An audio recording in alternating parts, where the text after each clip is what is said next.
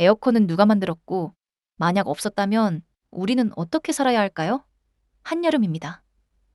밖에서 땀을 한 바가지 흘리고 집에 들어왔는데 에어컨 리모컨이 안 보입니다.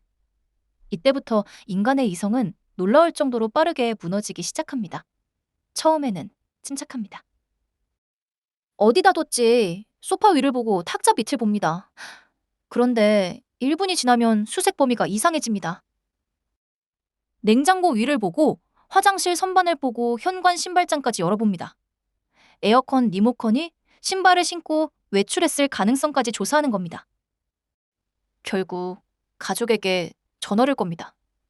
리모컨 어디 뒀어? 평소에는 서로 밥을 먹었는지도 잘 안 묻던 가족이 에어컨 앞에서는 갑자기 하나가 됩니다. 그런데 어렵게 리모컨을 찾았더니 전원이 안 들어옵니다. 건전지를 바꿔도 안 됩니다. 실내기는 묵묵부답입니다. 그 순간부터 집은 더 이상 집이 아닙니다. 벽과 천장이 골고루 달궈진 대형 찜통이고 우리는 관리비까지 내며 입주한 만두가 됩니다. 그렇다면 궁금해집니다.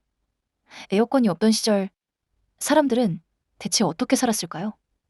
그리고 이 고마운 기계는 누가 만들었을까요? 오늘은 인류가 여름과 버려온 길고도 끈적한 전쟁 이야기를 해보겠습니다. 사실 추위는 어느 정도 협상이 됩니다. 옷을 더 입고 이불을 덮고 불을 피우면 됩니다. 추위가 문을 두드리면 인간 쪽에도 대응 카드가 몇 장은 있습니다. 그래? 내복 입는다. 아, 그래도 추워?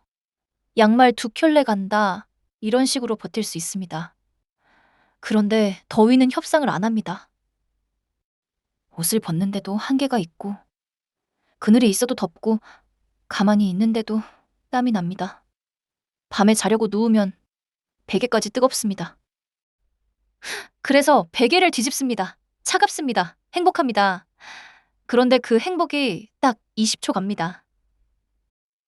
20초 뒤에는 뒤집은 쪽도 뜨거워집니다. 다시 뒤집어 보지만 이미 양쪽이 다 뜨겁습니다.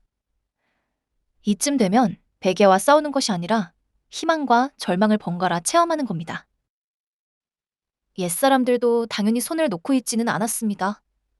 햇빛을 막으려고 벽을 두껍게 만들고 바람이 잘 지나가도록 창문 방향을 맞추고 마당에 물을 뿌리고 젖은 천을 걸어놓기도 했습니다. 지금 보면 소박해 보이지만 당시에는 집 전체가 하나의 냉방 장치였습니다. 페르시아 지역에서는 지붕 위에 바람을 잡는 통로인 바람탑도 만들었습니다. 바람을 건물 안으로 끌어들이고 뜨거운 공기는 위로 빠져나가게 한 겁니다. 고대 건축가들도 더위 앞에서는 상당히 진지했습니다. 설계도를 펼쳐놓고 이런 대화를 했을지도 모릅니다. 이쪽으로 바람이 들어오게 합시다. 좋습니다. 그런데 바람이 안 불면요. 그건 하늘에 문의하십시오. 자연 냉방의 가장 큰 문제는 날씨 눈치를 너무 많이 본다는 것입니다. 바람이 불어야 하고 공기가 건조해야 하고 밤에는 기온이 조금이라도 내려가야 합니다. 조건이 맞으면 훌륭합니다. 그런데 한국의 한여름처럼 덥고 습한 날에는 이야기가 달라집니다. 창문을 열면 시원한 바람이 들어오는 것이 아닙니다.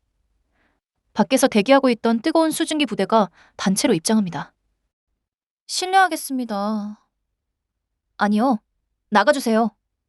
이미 들어왔습니다. 선풍기를 켜도 한계가 있습니다. 선풍기는 차가운 공기를 만드는 기계가 아니기 때문입니다. 방 안에 따뜻한 공기를 퍼다가 얼굴에 정성껏 배송해줍니다. 강풍으로 켜면 배송 속도만 빨라집니다. 그래서 인류는 아주 오랫동안 더위를 없애기보다 피해 다녔습니다. 낮에는 일을 줄이고 그늘에서 쉬고 해가 진 뒤에 다시 움직였습니다. 부유한 사람들은 겨울에 얼음을 저장해두거나 먼 곳에서 가져왔습니다. 평범한 사람들은 부채와 물, 그리고 정신력으로 버텼습니다. 정리하면 냉방 기술이 없던 시절 최고의 냉방 장치는 건축이었습니다. 그 다음은 생활 습관이었습니다. 그마저도 안 통하면 마지막 장치는 인내심이었습니다. 그러다 19세기 중반 미국 플로리다의 의사 존 고리가 조금 다른 생각을 합니다. 더위에 시달리는 환자들을 시원하게 해주려고 기계로 얼음을 만들기 시작한 겁니다. 1851년에는 얼음을 만드는 장치로 미국 특허까지 받았습니다. 상업적으로 크게 성공하지는 못했지만 기계로 차가움을 만들 수 있다는 문을 먼저 열어놓았습니다. 당시 사람들은 얼음이 필요하면 겨울을 기다렸습니다. 그런데 존 고리는 기계를 보며 말한 셈입니다. 겨울아, 네가 안 오면 우리가 만들면 되지.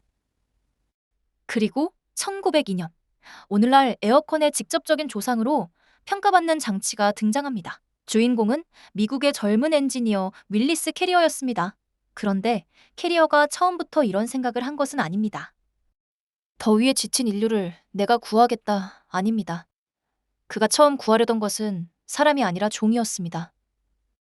뉴욕 브루클린의 한 인쇄소가 여름만 되면 골치를 앓았습니다. 습기를 먹은 종이가 늘어났다 줄어들기를 반복했기 때문입니다. 인쇄할 때 빨간색을 찍고 파란색을 찍고 다른 색을 겹쳐 찍어야 하는데 종이 크기가 조금씩 달라지니 색의 위치가 맞지 않았습니다. 사람 얼굴을 인쇄했더니 입술은 오른쪽에 있고 눈썹은 왼쪽으로 도망갑니다. 인쇄물이 단체로 멀미를 하고 있었던 겁니다. 누군가 말합니다. 오늘 공기가 촉촉하네요.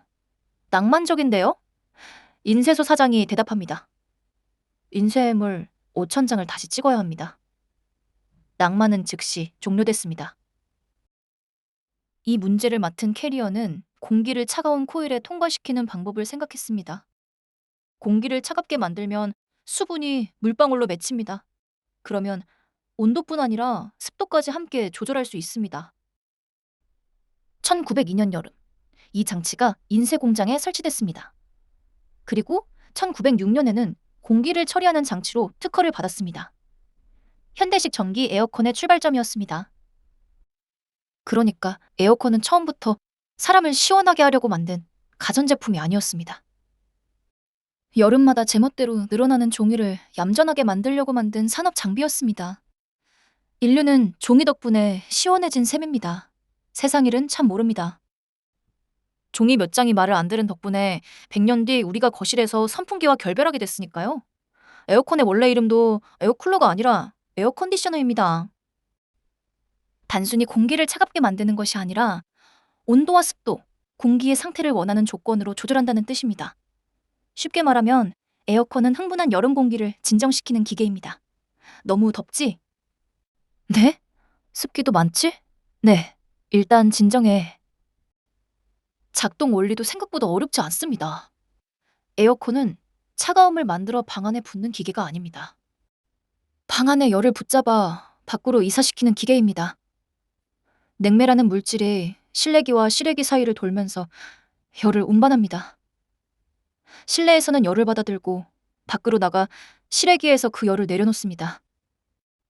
그래서 실외기 앞에서는 뜨거운 바람이 나옵니다. 그 뜨거운 바람은 원래 우리 방 안에 있던 열입니다. 방에서 퇴거당한 열기가 밖으로 나오는 중인 것이죠. 실내기는 시원한 얼굴로 벽에 걸려 있습니다. 사람들은 실내기를 보며 말합니다. 너 덕분에 살겠다. 그러면 밖에서 뜨거운 바람을 온몸으로 뿜고 있는 실외기는 속으로 이렇게 말할 겁니다. 그 열, 내가 다 맡고 있습니다. 에어컨은 습기도 줄여줍니다. 따뜻하고 습한 공기가 차가운 코일을 지나면 공기 속 수분이 물방울로 맺혀 밖으로 빠져나갑니다. 에어컨을 켜자마자 살겠다는 말이 나오는 이유도 이것입니다. 사람은 더운 것도 싫어하지만 끈적한 것은 더 싫어합니다. 등에 티셔츠가 붙기 시작하면 옷을 입은 것인지 옷과 합체한 것인지 알 수 없기 때문입니다. 처음 에어컨은 인쇄소와 방직 공장, 식품 공장처럼 온도와 습도가 중요한 산업 현장에 퍼졌습니다. 그러다 백화점과 사무실, 극장으로 들어가기 시작했습니다. 특히 극장의 반응이 좋았습니다. 한여름 바깥은 푹푹 찌는데 극장 안은 시원합니다. 사람들은 영화를 보러 갔는지 에어컨을 쐬러 갔는지 알 수 없게 됐습니다. 영화가 재미없어도 쉽게 나오지 못했을 겁니다. 영화가 너무 재미없는데 나갈까? 밖에 35도야. 조금만 더 보면 감독의 깊은 뜻이 나올 것 같아. 영화관은 냉방시설 자체를 자랑거리로 홍보하기 시작했습니다. 그리고 여름철에 사람들이 극장으로 몰리면서 여름 대작 영화 문화가 성장하는 데에도 냉방이 한몫했습니다. 어쩌면 관객을 끝까지 자리에 앉혀놓은 것은 배우의 연기력이 아니라 바깥 기온이었을지도 모릅니다. 에어컨은 건물과 도시의 모습까지 바꿨습니다. 예전 건물은 자연바람을 이용해야 했기 때문에 창문의 위치, 복도의 방향, 천장의 높이가 중요했습니다. 하지만 기계가 실내 온도를 책임지기 시작하면서 사방이 유리로 막힌 고층 건물과 창문이 열리지 않는 사무실도 가능해졌습니다. 평소에는 첨단 빌딩입니다. 그런데 한여름에 에어컨이 멈추는 순간 거대한 유리 온실로 정체가 드러납니다. 미국의 피닉스나 라스베이거스처럼 여름이 매우 더운 지역에서도 대규모 도시 생활이 가능해졌습니다. 도시 성장의 원인이 에어컨 하나뿐이라는 뜻은 아닙니다.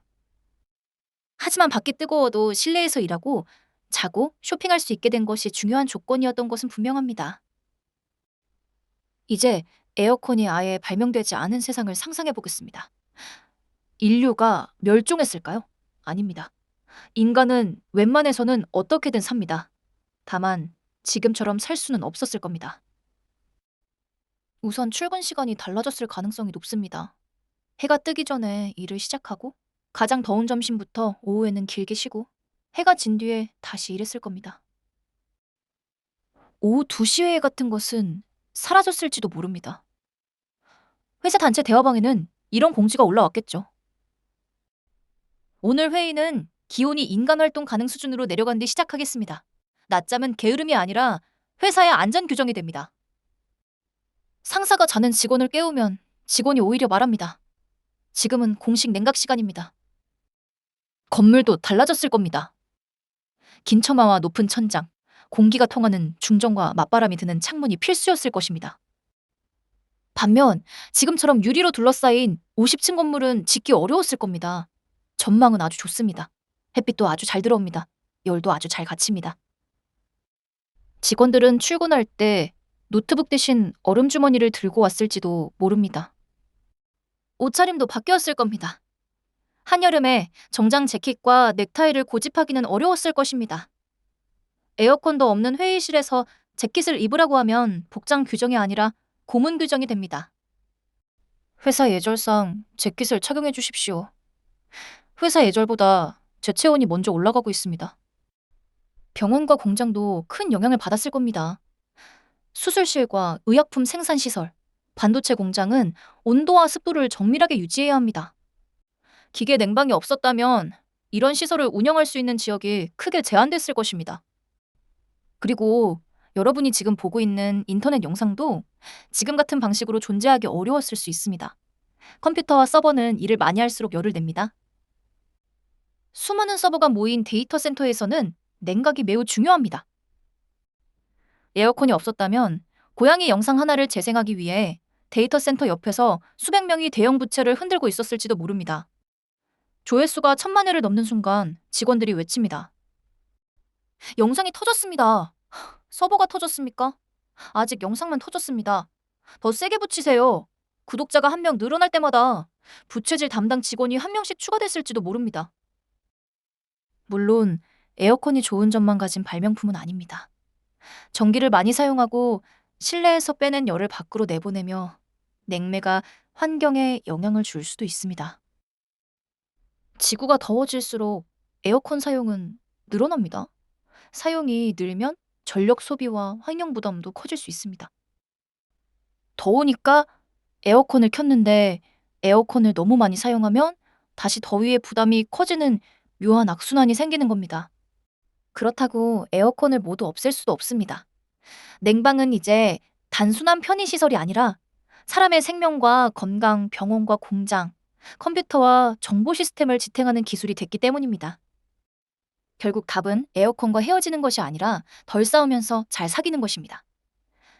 건물 단열과 그늘, 자연 환기를 활용하고 효율이 높은 기기와 환경 부담이 적은 냉매를 함께 사용해야 합니다. 생각해보면 에어컨은 참 이상한 발명품입니다.